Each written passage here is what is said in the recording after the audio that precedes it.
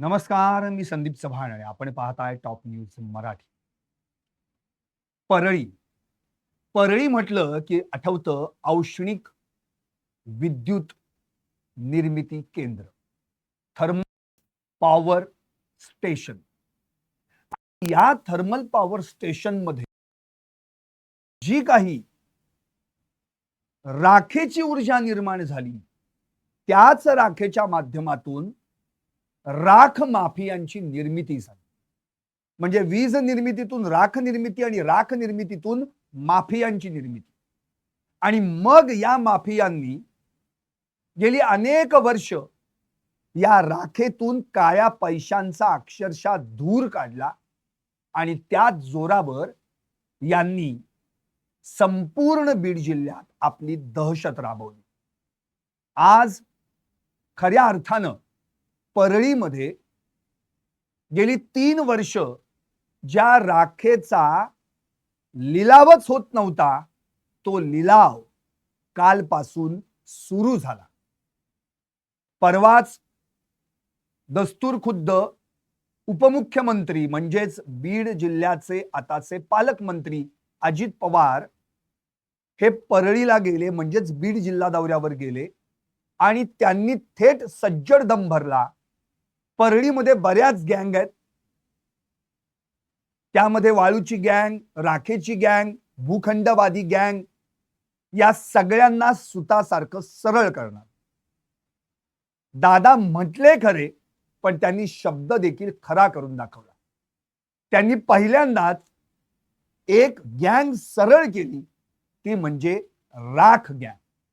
कारण गेली 3 वर्ष ज्या परळीच्या थर्मल पॉवर स्टेशन मधून लिलावच होत नव्हता, त्या राखेचा लिलाव, ऑनलाईन लिलाव कालपासून सुरू झाला.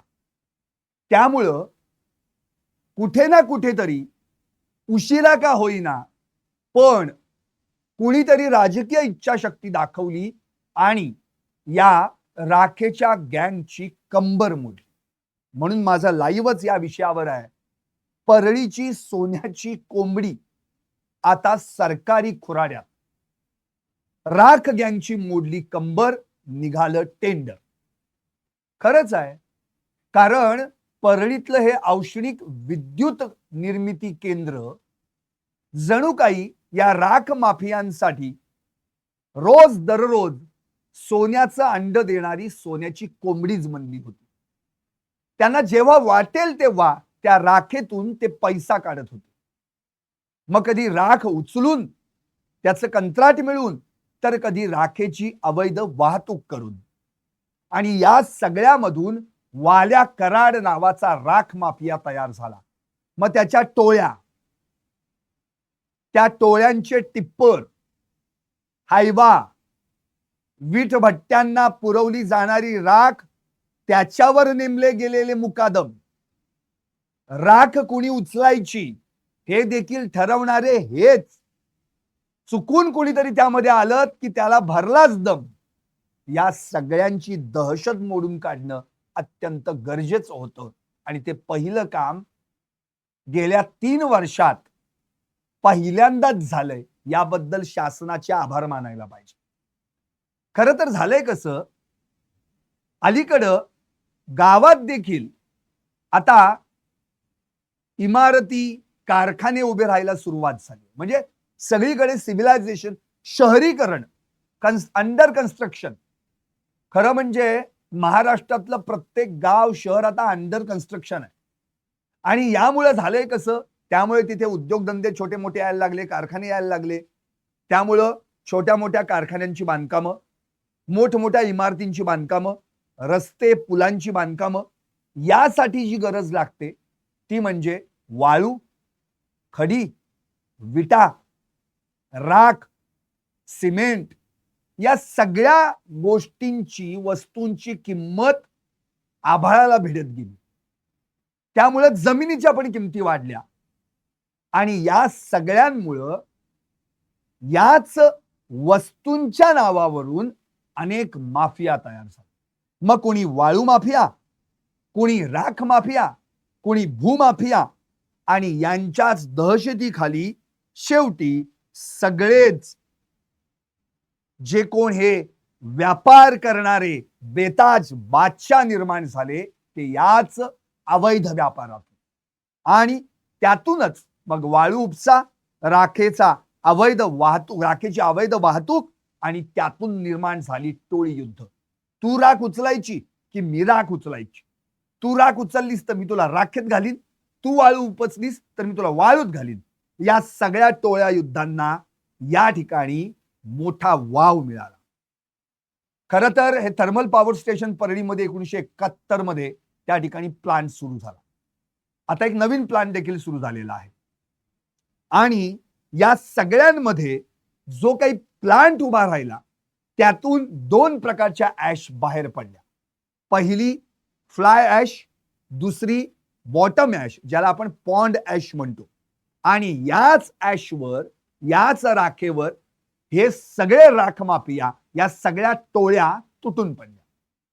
याच राखेपोटी मग गुन्हेगार आणि माफियांचे खिसे भरत गेले आणि परळीतल्या राखेवर याच वाल्मिक कराडनं अधिराज्य गाजवलं.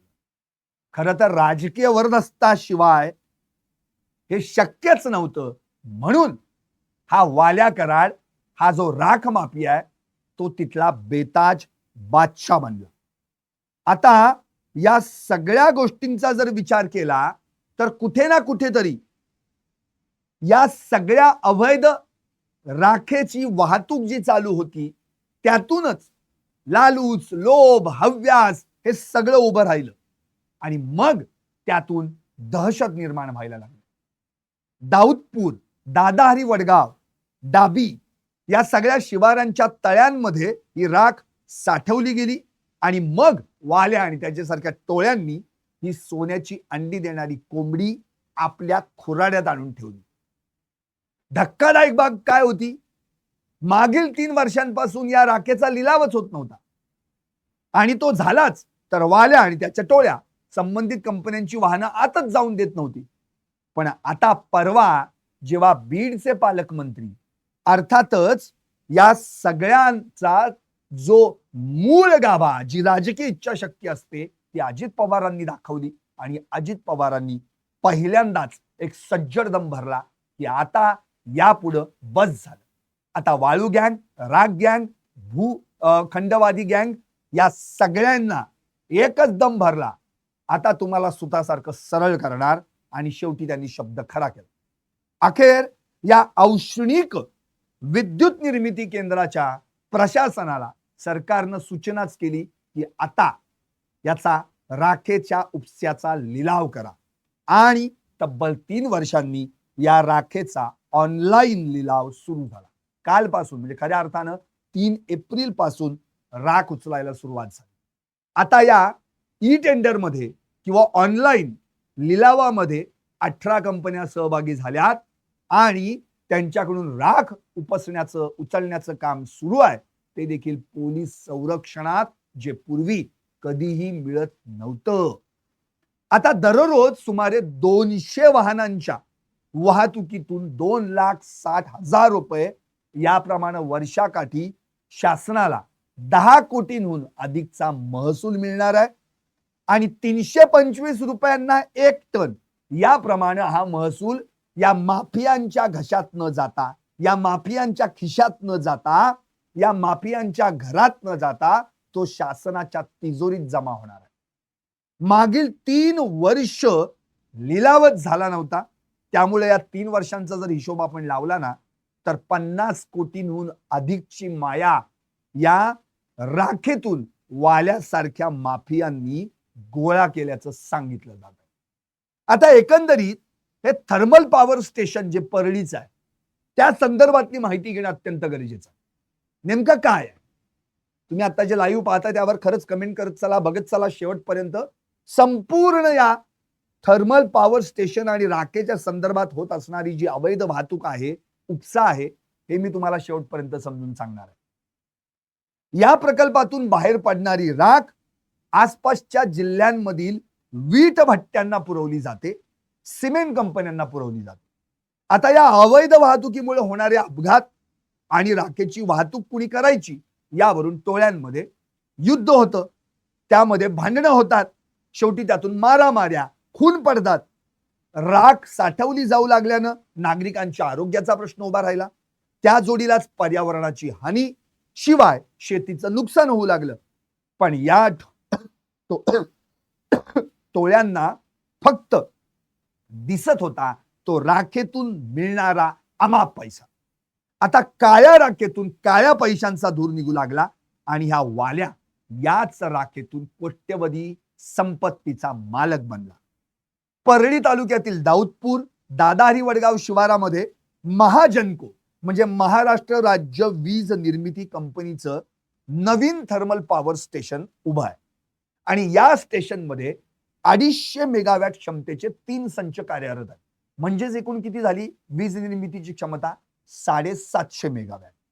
वीज निर्मितीसाठी वापरल्या जाणाऱ्या दगडी कोळशातून तयार होणारी जी पॉन्ड ऍश आहे ती दाऊदपूरच्या राख बंधाऱ्यात सोडण्यात येते आणि जी फ्लाय ऍश असते ती बंकरद्वारे उचलण्यात येते. फ्लाय ऍश पुणे, मुंबई यासारख्या मेट्रोपॉलिटन सिटीमध्ये सिमेंट आणि रस्ते बांधकामासाठी पाठवली जाते, तर पॉन्ड ऍश ही बीड, लातूर, परभणीमधील वीट भट्ट्यांसाठी वापरली जाते. आता परळीतल्या या राखेचा अर्थकारण आपण समजून घ्यायला पाहिजे. ते नेमकं कसं आहे बघा. परळी थर्मल पॉवर स्टेशन मधून म्हणजे या नवीन थर्मल पॉवर स्टेशन मधून नेमकं काय होतं? या परळीतल्या थर्मल पॉवर स्टेशन मधून या ठिकाणी 600 ते 700 ट्रक राखेची अवैध वाहतूक होते. एक ट्रक भरून राखेला 18 ते 20 हजारांचा भाव मिळतो. म्हणजेच दिवसाला 1 ते 1.25 कोटी राखेची विक्री होते. म्हणजेच महिन्याला 36 कोटी तर वर्षाला 450 कोटींची कमाई होते. म्हणजेच गेली 52 वर्षांमधून माफियांकडून हजारो कोटींची राखेची विक्री झाली. आणि राख वाहतुकीसाठी लागणारी जी अधिकृत कंत्राट आहेत गेली कित्येक वर्षांपासून निघालीच नव्हती. बंदुकीचा धाक आणि या माफियांची माफियागिरी, दादागिरी यामुळे अधिकारी देखील हतबल झाले होते, हे वास्तव आहे. आता या सगळ्या प्रकरणावर राज ठाकरे काय म्हणाले होते हे देखील महत्वाचं आहे. हेच वाळू माफिया, राख माफिया पुढे खंडणी माफिया बनले. राखेतून जन्माला आलेली गुन्हेगारी, दादागिरी, दहशत मग पवनचक्की कंपन्यांकडे वळाली आणि खंडणीच्या माध्यमातून तिनं थेट संतोष देशमुख यांची निर्घृण हत्या केली. आणि या माग होता तो हाच वाल्या कराड, जो राख माफिया पण होताच, त्यानंतर खंडणी माफिया सुद्धा बनला. आता तर त्याचं फिल्म इंडस्ट्रीमध्ये देखील त्यानं बस्तान बसवलंय असं कुठेतरी समोर आलंय. ते कनेक्शन समोर आलंय. इव्हेंट मॅनेजमेंट आणि दहशत निर्माण करणारा हा वाल्या आता फिल्म प्रोड्युसर बनलाय म्हणे. त्याचं ओळखपत्र देखील आता सोशल मीडियावर व्हायरल होत आहे. इंडियन मोशन पिक्चर प्रोड्युसर असोसिएशनचा हा सभासद असल्याचं देखील समोर आलंय. 23480 हा त्याचा मेंबर नंबर आहे. आणि राखेतून कमावलेला पैसा त्याला फिल्म प्रोड्युसर बनवून गेला, असंच यातनं चित्र निर्माण झालंय. खरं तर परवा गुढीपाडव्याच्या आपल्या भाषणामध्ये राज ठाकरेंनी यावर भाष्य केलं होतं. ते काय म्हणाले होते? संतोष देशमुख यांना घाणेरड्या प्रकारे मारलं. किती घाणेरड्या प्रकारे मारावं? तुमच्या अंगात नसानसात एवढी क्रूरता असेल तर मी दाखवतो जागा, असंही ते या मारेकऱ्यांना उद्देशून म्हणाले होते. आणि त्यांनी आपल्या भाषणात या हत्येचं मूळ कशात आहे हे देखील अधोरेखित केलं होतं. ते काय म्हणाले होते? हे सर्व घडलं कशातून? पैशातून, म्हणजेच खंडणीतून आणि विंड मिल वीज प्रकल्पातून निर्माण होणाऱ्या राखेतून.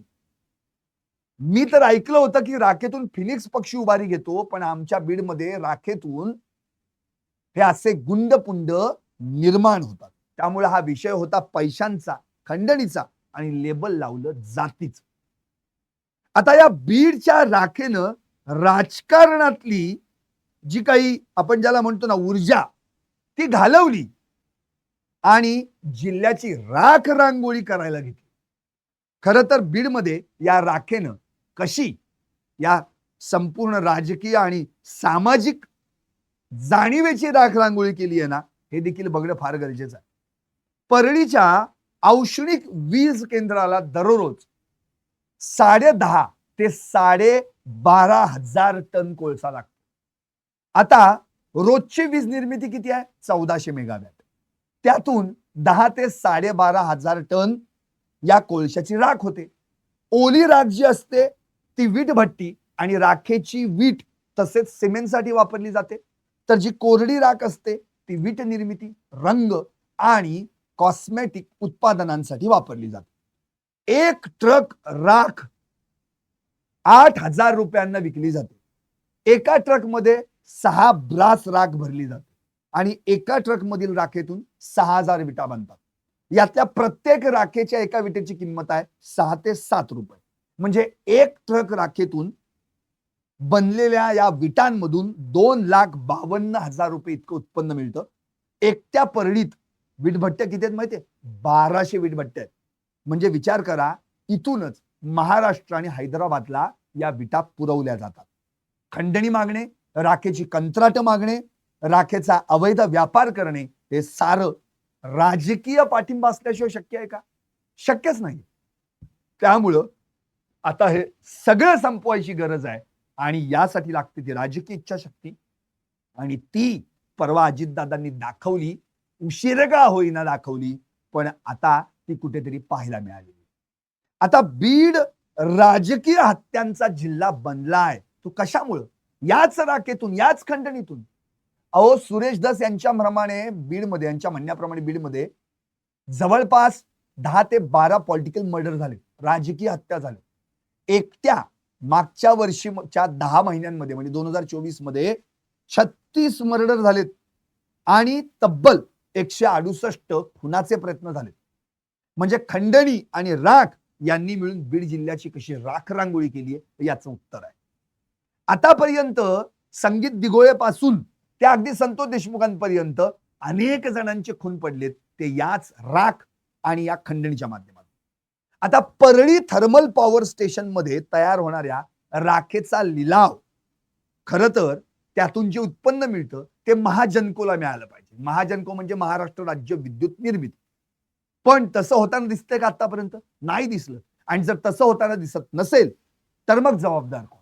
मग महाजनकोला काय मिळत नाही ही रक्कम, काय उत्पन्न मिळत नाही? याचाच अर्थ महाजनकोचे व्यवस्थापकीय संचालक, ऊर्जा सचिव, ऊर्जा मंत्री यांना जबाबदार धरायचं का? शिवबाजे संविधानिक पदावर त्या काळात आहेत किंवा होते पालकमंत्री म्हणून धनंजय मुंडे, यांना जबाबदार धरायचं का?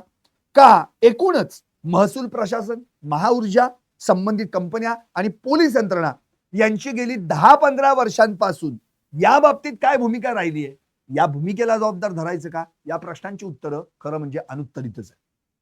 आता सगळ्यात महत्वाचं म्हणजे या राखेच्या उपशासाठी बीड जिल्ह्यामध्ये, एकट्या बीड जिल्ह्यामध्ये टिप्पर किती आहेत माहिती? टिप्पर तब्बल 1200 टिप्पर आहेत.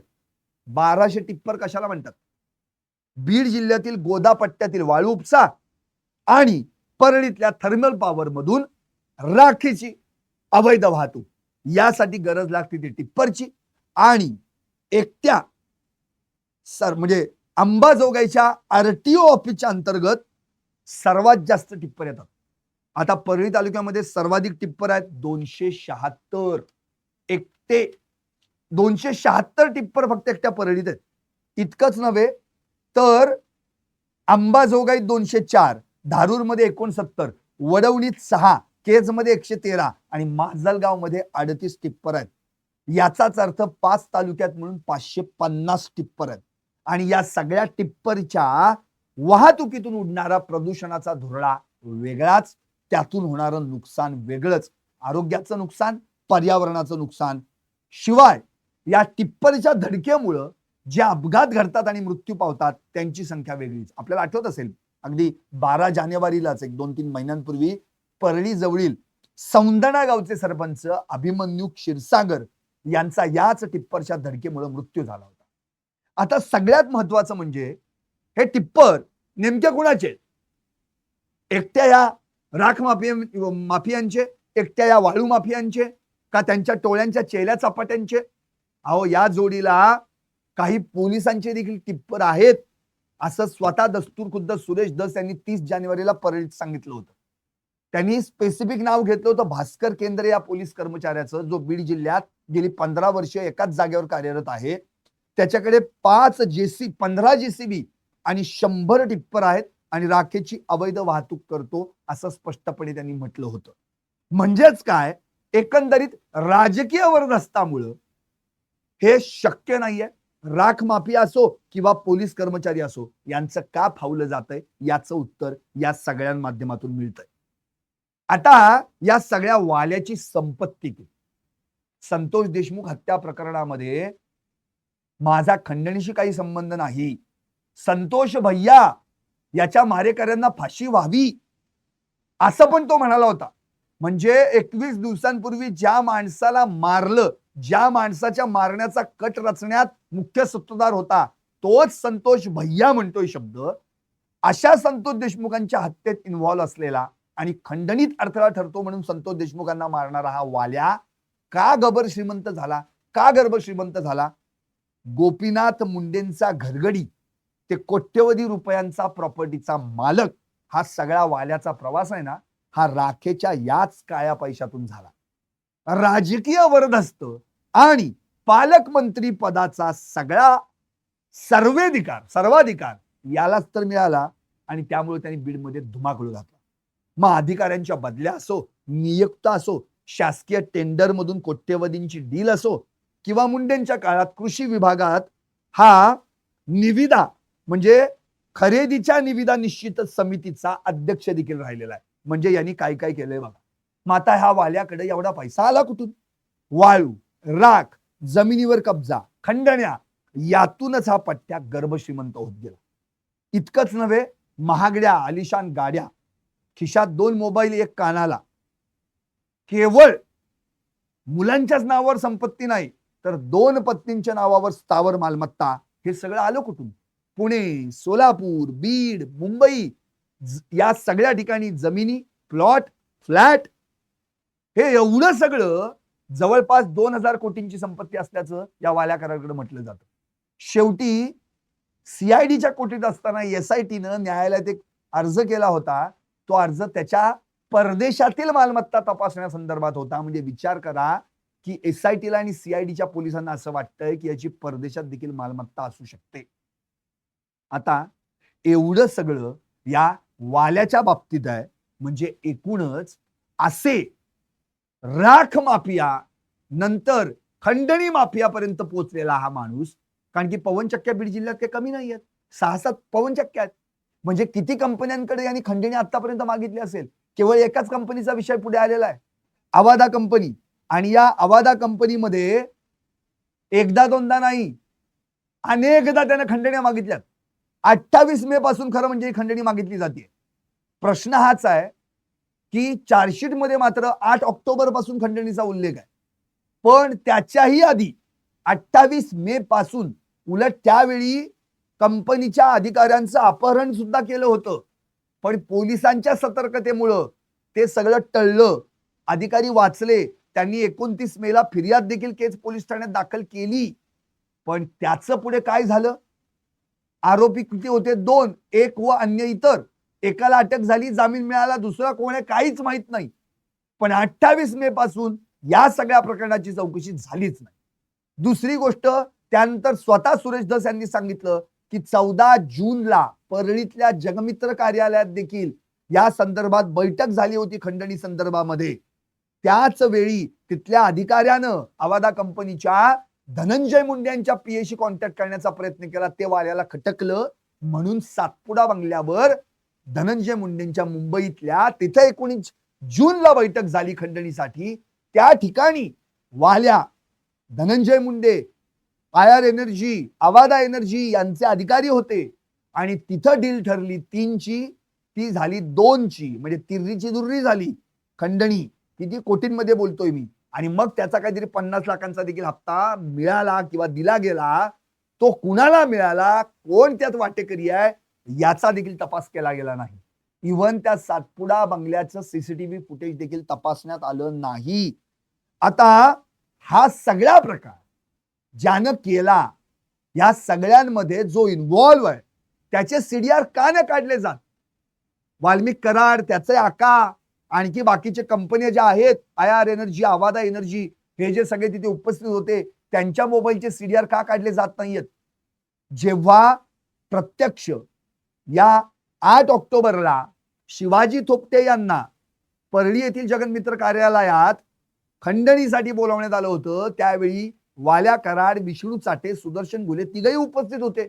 सुदर्शन घुलेला जबाब दिलेला आहे की मी त्या ठिकाणी होतो आणि त्या ठिकाणी वाल्मिक कराडनं शिवाजी थोपटेंना 2 कोटींची खंडणी मागितली, नाहीतर प्लांट बंद करा असं देखील धमकी दिली. शिवाजी थोपटेंनी दुसऱ्याच दिवशी कळवलं होतं वरती की असं असं आपल्याला खंडणी मागितली जाते, पण दिल्लीतल्या वरिष्ठ अधिकाऱ्यांनी कंपनीच्या सांगितलं की ती मोठी माणसं आहेत, त्यांच्या नादी लागू नका, पोलिसात तक्रार देऊ नका. त्याच वेळी तक्रार दिली गेली असती तर हे सगळं घडलंच नसतं. त्याच दिवशी खरं म्हणजे तक्रार द्यायला पाहिजे होती.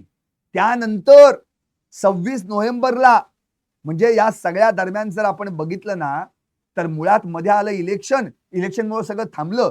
पण इलेक्शन झाल्यानंतर अवघ्या 3च दिवसांनी त्याच कंपनीवर वाल्यानं सुदर्शन घुलेला खंडणीसाठी पाठवलं होतं आणि तिथे स्वतः शिवाजी थोपटे आणि त्यांच्या जोडीला त्या ठिकाणी सुनील शिंदे होते.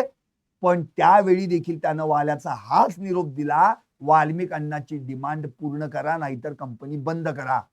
पण त्यावेळी देखील काही कारवाई झाली नाही.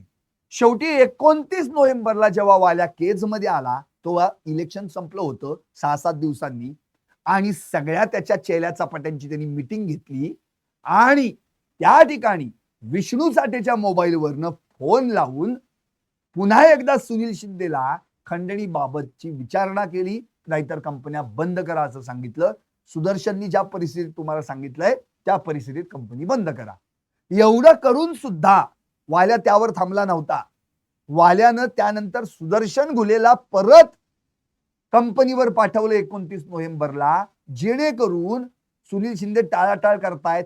म्हणजे किती हाव सुटली होती या वाल्मिक कराडला त्या खंडणीची, त्या पैशाची. एक तर राखेतून एवढा पैसा उपसत होता, तरी देखील खंडणीतला पैसा पाहिजे होता. इथं संतोष देशमुखांची कुठंच एंट्री नाहीये, काही संबंध नाही इथं संतोष देशमुखांचा 29 नोव्हेंबर पर्यंत. त्या दिवशी सुदर्शन घुले जाऊन आला. नंतर 5 डिसेंबरला विष्णू चाटे मुंबईत गेला. आधी धनंजय मुंडेंना भेटला, मग वाल्मिक कराडला भेटला. 7 डिसेंबरला तो पुण्यात होता. पुण्यामध्ये त्या ठिकाणी त्याचे कार्यकर्ते पण होते. 8 डिसेंबरला तो नांदूर फाट्यावर सुदर्शन घुलेला भेटला. पण त्याच्या आधीच या सुदर्शन घुलेला आवादा कंपनीने एक पराक्रम करून ठेवला, तो म्हणजे मारामारीचा. त्या दिवशी सुदर्शन घुलेला याच विष्णू चाटेनं मुंबईतून फोन करून सांगितलं की तू कंपनीवर जा, वाल्मिक अण्णाचा निरोप आहे, अजून खंडणी दिलेली नाहीये म्हणून. आणि तिथं गेल्यानंतर मग संतोष देशमुखांची एंट्री झाली 6 डिसेंबरला. तिथं त्याच्या मस्साजोगचे जे खरं म्हणजे वॉचमन होते दलित समाजाचे अशोक सोनावणे, त्यांना मारहाण झाली. म्हणून त्या ठिकाणी संतोष देशमुख आणि त्यांचे ग्रामस्थ काही मोजके त्या ठिकाणी गेले आणि मग त्या ठिकाणी त्यांच्यात बाचाबाची झाली, नंतर मारामारी झाली. पण त्याच वेळी सुदर्शन घुलेनं दम भरला, धमकी दिली, सरपंच तुला बघून घेऊ, तुला जिवंत सोडणार नाही. तेव्हा अशोक सोनावण्यांना जातीवाचक शिवीगाळ केली, मारहाण केली, शिवाजी थोपटेंना धक्काबुक्की केली, खंडणी मागितली. एवढं सगळं घडून त्यावेळी 12:30 वाजता वाल्मिक कराडचं बोलणं देखील सुदर्शन घुलेशी झालं होतं. म्हणजे एक होता मुंबईत वाल्या कराड आणि हा जो होता विष्णू चाटे, तो त्याच्या आदल्या दिवशी देखील म्हणजे तोही मुंबईत होता आणि दोघांनाही माहित होतं की आज सुदर्शन घुले कंपनीवर जाणार आहे म्हणून. पण त्यावेळी झालं उलटच. संतोष देशमुख आणि त्यांच्या ग्रामस्थांनी ही जी काही 3 ताळकी होती, सुदर्शन घुले, प्रतीक घुले आणि सुधीर सांगळे यांना काही चापटी मारल्या, काय मारहाण झाली, इकडे काही घडलं. त्यावेळी त्या प्रतीक घुलेचा नेमका त्याच दिवशी वाढदिवस होता आणि त्याला राग आला. आता हे एवढं सगळं घडल्यानंतर पोलिसांनी काय करायला पाहिजे होतं? खरं तर त्याच दिवशी या आरोपींना, ज्यांना पोलीस स्टेशनला ऑलरेडी आणलं होतं, तिथे PI प्रशांत महाजन होते, PSI राजेश पाटील होते, यांनी त्यांना अटक करायला पाहिजे होती. अॅट्रॉसिटीचा गुन्हा दाखल करून घ्यायला पाहिजे होता. जीवे मारण्याचा प्रयत्न झाला तो गुन्हा दाखल करून घ्यायला पाहिजे होता. खंडणी मागितल्याचा गुन्हा दाखल करून घ्यायला पाहिजे होता. जीवे मारण्याची धमकी दिल्याचा गुन्हा दाखल करून घ्यायला पाहिजे होता, पण याच्यातलं काही दाखल केलं नाही. नॉमिनल आपलं काहीतरी केलं आणि दुसऱ्या दिवशी पहाटे अटक दाखवली 7 तारखेला आणि संध्याकाळी हे मोकळे झाले, सगळे सुटले आणि सुदर्शन घुलेनं त्याच रात्री 7 तारखेला 8 वाजता वाल्मिक कराडला फोन करून सांगितलं की 6 डिसेंबरला असं असं झालंय. मग वाल्मिक कराडनं विष्णू चाटेला झापझाप झापलं आणि तो तिथं गेला. खंडणी तर मिळालीच नाही, मारहाण करून आला, कंपनी पण बंद पाडली नाही. आता मला काही सांगू नका, मला कोणत्याही परिस्थितीत खंडणी पाहिजे. मग विष्णू चाटेला जेव्हा या सुदर्शन घुलेनं जो वाल्याला सांगितलं तेच त्याला सांगितल्यानंतर मात्र विष्णू चाटे त्या दिवशी होता पुण्यात. मग त्या दिवशी तो म्हणला, बाबा आज दिवस थांब, मी उद्या येतो, आपण कुठेतरी भेटू आणि या विषयावर बोलू. मग संतोष देशमुख यांच्या या सगळ्या हत्या प्रकरणाचा कट नांदूर फाट्यावरील हॉटेल तिरंगा धाब्या शेजारील दोस्ती वॉशिंग अँड ग्रीसिंग सेंटरच्या समोर टाकलेल्या टेबलावर शिजला आणि तिथंच या विष्णू चाटेनं त्याला सांगितलं, कुत्र्यासारखं जीवन झालंय आपलं, आमची तुझी तर इज्जत तू घालवली, आमची पण इज्जत घालवली, एक तर कंपनी बंद पाडली नाही, खंडणी मिळवून दिली नाही, काय आता केलंस तू. त्यावेळी सुदर्शन घुले ज्यानं स्पष्ट केलेलं आहे की आता बघा मी कसा बंदोबस्त करतो, त्याला बरोबर संतोष देशमुखला उद्या उचलतो आणि अत्याचाराच्या गुन्ह्यात त्याला अडकवतो आणि एवढं सगळं करून त्याचा परफेक्ट बंदोबस्त करतो. हे सगळं त्यांनी सांगितलं. त्यावेळी विष्णू चाटे म्हणाला त्याला की तुला काय करायचं ते कर, पण जर ते काय घडलं नाही तर मग गावाकडे जायचं आणि सस चितर आणि पाखरं सांभाळत बसायचं, परत केजला यायचं नाही. आता तिथं सुदर्शन घुले, प्रतीक घुले, सुधीर सांगळे, कृष्णा आंधळे ही जी गँग होती, या सगळ्यांनी मिळून मग जयराम चाटे, महेश केदार यांना धारूरवरनं बोलवून घेऊन दुसऱ्या दिवशी प्लॅन आखला, म्हणजे प्लॅन आखलेला इम्प्लिमेंट केला, अपहरण केलं आणि मग निर्घृण हत्या केली. आता हे सगळं ज्या वाल्याच्या सांगण्यावरनं घडलं, तो वाल्या आधीच निर्धावलेला होता. तो कशामुळं? या राखेतनं मिळालेल्या पैशातून. इतका पैसा की कुठं होतो आणि कुठं नको. शेवटी फिल्म इंडस्ट्रीमध्ये देखील तिथं काहीतरी प्रोडक्शन त्याचं काहीतरी आहे, त्या प्रोडक्शन मध्ये त्या ठिकाणी त्यांनी घातला, त्याचं कार्ड पण तयार केलं. मागाशी तुम्हाला मी नंबर पण वाचून दाखवला 23480. मेंबरशिप मध्ये इकडं जीवन सभासद हा पट्ट्या आणि हे एवढं सगळं जी काही माया त्यांनी जमवली, तरी त्याचा हव्यास लोभ किती, त्याला आणखी पाहिजे. राखेतनं मिळत होतच, आता खंडणीतून मिळवायचंय. आता त्या ठिकाणी बीड जिल्ह्यात बाकीच्या पण कंपन्या आहेत, म्हणजे आणखी कुठल्या कुठल्या कंपन्यांना त्यांनी दम भरला असेल, खंडणी मागितली असेल, कुणास ठाऊक. कारण की फक्त आवाजा कंपनीचीच खंडणीची तक्रार पुढे आलेली आहे, ती पण घेता घेत नव्हते. 11 डिसेंबरला तक्रार खंडणीची दाखल झाली, 28 मेची तक्रार दाखल झाली, तो विषय संपला. नंतर जेवढ्या काही तक्रारी 8 ऑक्टोबर पासून आल्या, त्यातली एकही तक्रार घेतली गेली नव्हती. 29 नोव्हेंबरची तक्रार सुद्धा 11 डिसेंबरलाच नोंदवण्यात आली. शिवाय 6 डिसेंबरला जे काही घडलं ते पण 11 डिसेंबरलाच नोंदवण्यात आलं.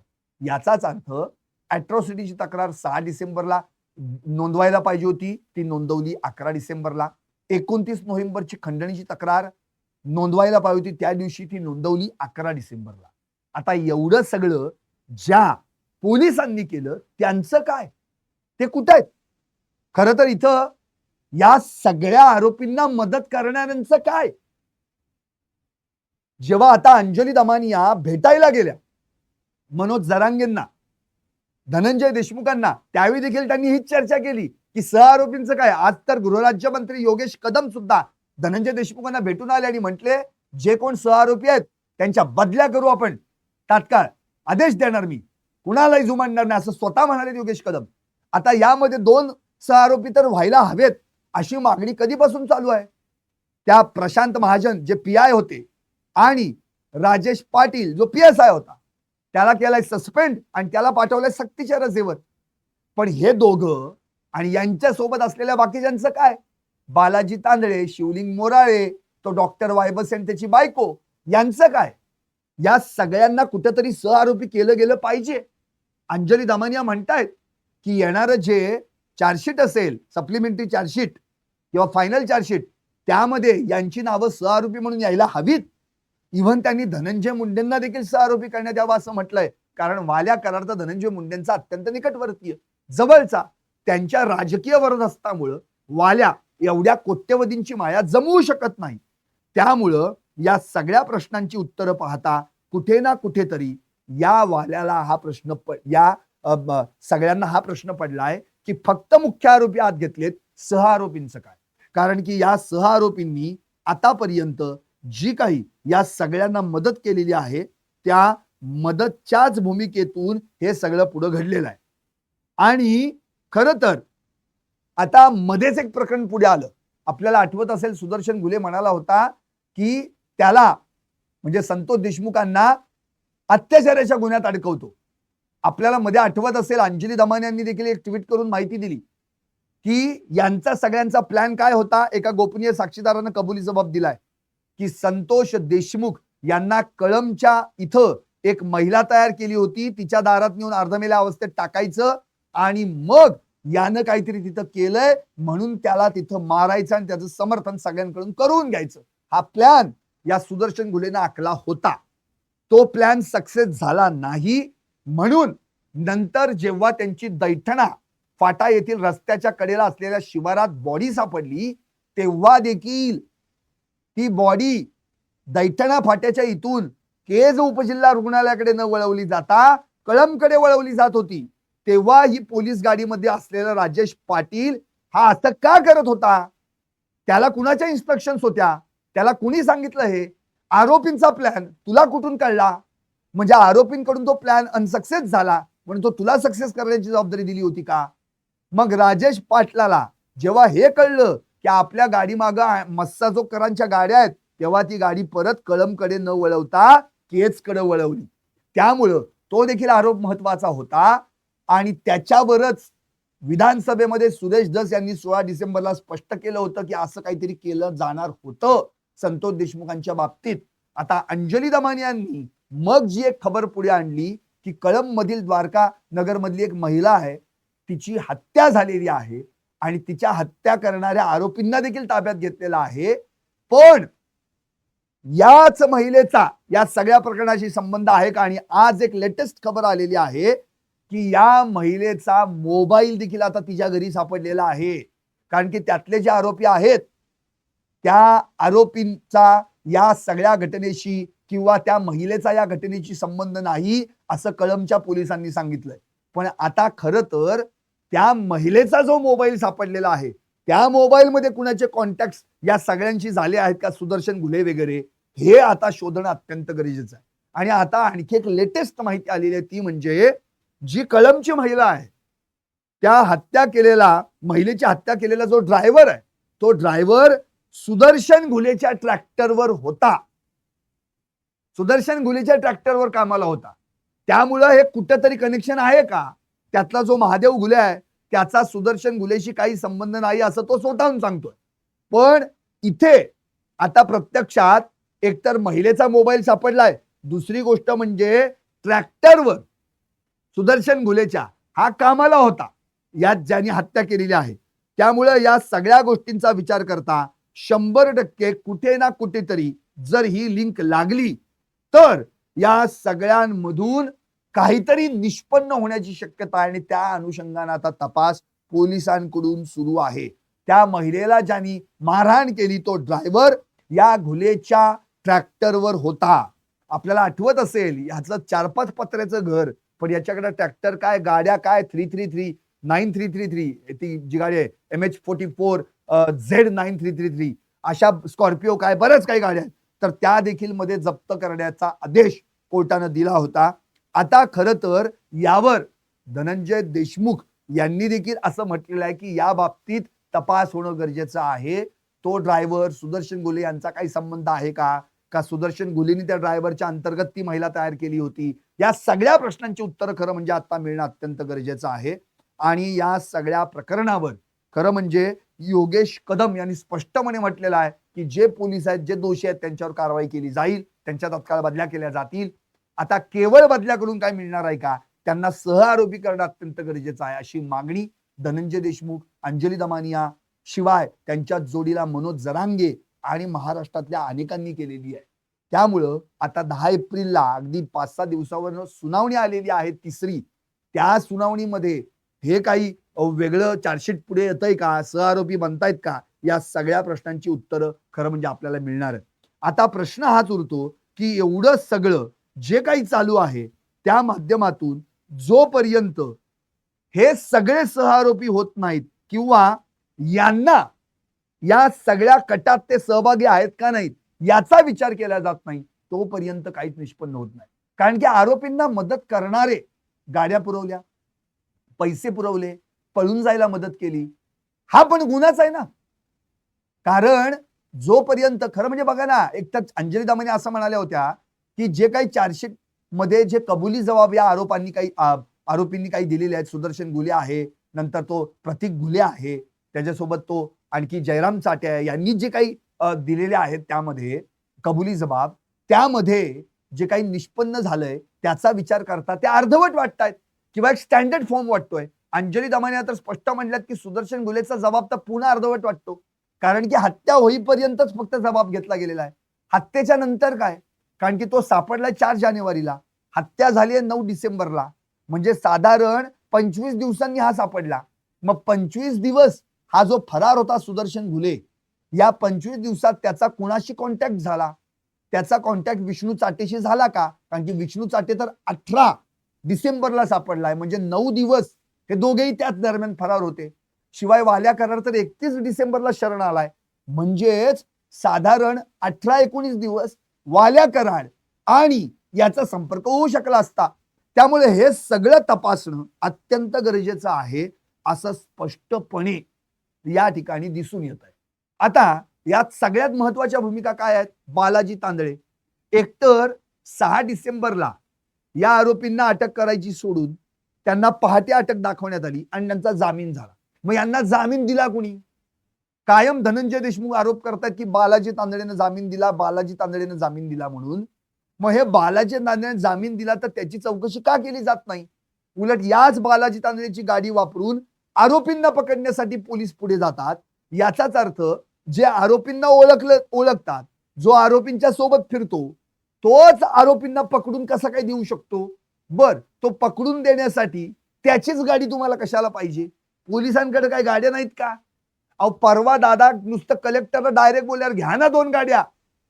मग एवढं प्रशासनाकडे जर सगळं उत्तम असेल तर पोलिसांना आपल्या गाड्या घेता येत नव्हत्या का?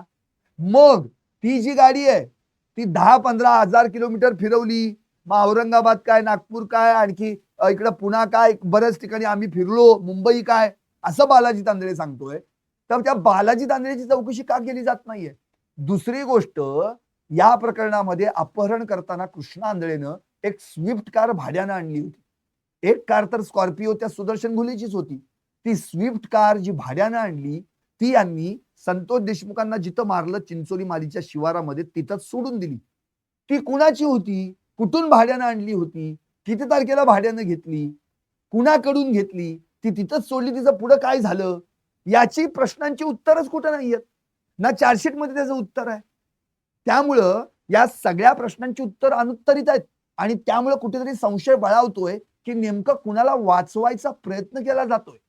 आणखी एक महत्वाचा मुद्दा म्हणजे हा बालाजी तांदळे त्या आरोपींच्या इतक्या संपर्कात होता, त्यांना कुठे पाण्याच्या बाटल्या पुरव, त्यांना रगी पुरव, त्यांना कोठडीत जाऊन भेट, आणखी काय काय काय काय, तो आरोपींना पकडण्यासाठी कशाला जाईल? मग हे कुठेतरी बाहेर यायला पाहिजे ना. आता हे बालाजी तांदळेचं झालं, तो तर अगदी म्हणजे सीसीटीव्ही फुटेज मध्ये पण. मग याच्यानंतर तर शिवलिंग मोराळे यांनी तर थेट वाल्या कराडला सोडलं होतं सीआयडी ऑफिसला आपल्याच गाडीतून. 30 डिसेंबरला सोलापूर धुळे रस्त्यावरील वाशी टोल नाक्यावर यांनी पेटपूजा पण केली, गाडीमध्ये पण पेट्रोल भरलं. त्यावेळी जिथं हे सगळे त्या काळ्या काचा असलेल्या पांढऱ्या गाड्यांतून बाहेर आले आणि 31 डिसेंबरला वाल्या दुपारी थेट आपले क्लिप व्हायरल करतो, माझा या घटनेशी काही संबंध नाही म्हणून, आणि सीआयडी ऑफिसमध्ये शिवलिंग मोराळेच्या गाडीतून येतो. ते स्वतः शिवलिंग मोराळेंनी सांगितलेलं आहे. आपण सगळ्यांनी त्याचे त्याचे बाईट्स ऐकलेले आहेत. मला वाल्मिकांना भेटले, मग मी त्यांना बघितलं, त्यांनी मला बघितलं, मग ते माझ्या गाडीत बसले आणि मी त्यांना घेऊन गेलो. हे कसं काय? आणि हाच म्हणाला होता शिवलिंग मोराळे की जर वाल्मिक कराडनं जर या खंडणी कुठं घेतली असेल अशी, आणि हे जर खरं असेल आणि हा जर गुन्हा सिद्ध झाला खंडणीचा, तर मी भर चौकात फाशी घेईन म्हणून. मग आता कुठं आहे? वाल्मिक कराडला फाशी द्यायची वेळ आली बाबा, तू कुठं आहे? घे आरोपी करून जा फासावर.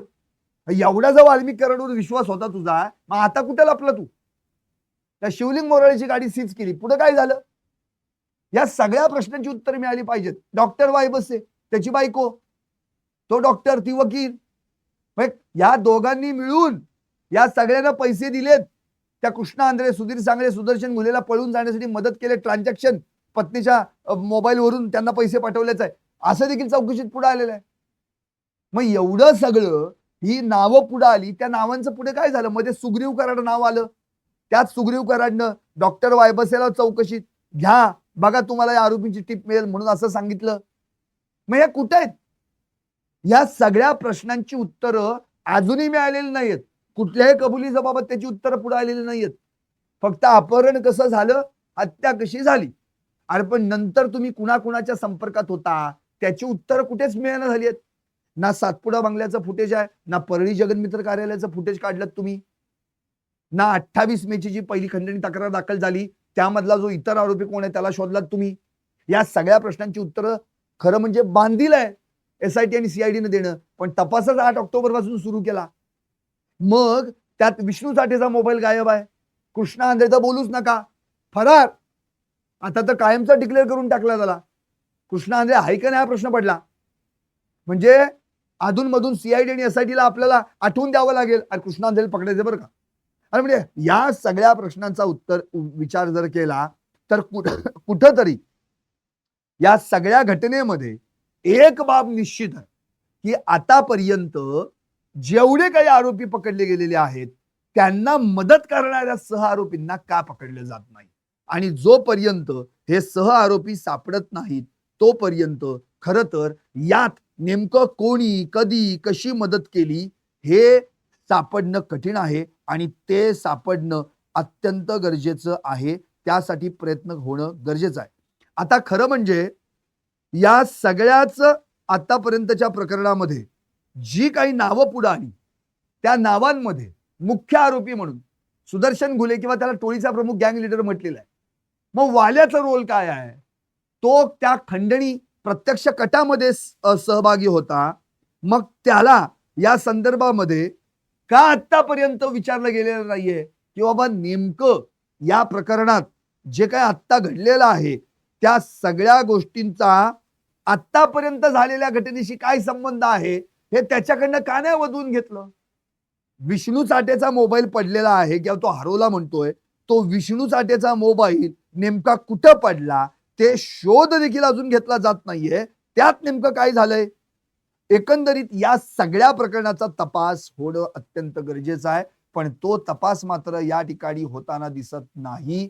म्हणून खरं तर या प्रकरणात जे यांना मदत करणारे सहआरोपी आहेत त्यांना कोणत्याही परिस्थितीत जवळ घेणं गरजेचं आहे, त्यांना शोधणं गरजेचं आहे आणि ते जोपर्यंत चौकशी अंती समोर येत नाही तोपर्यंत या सगळ्या प्रकरणाला गती मिळणं अवघड आहे.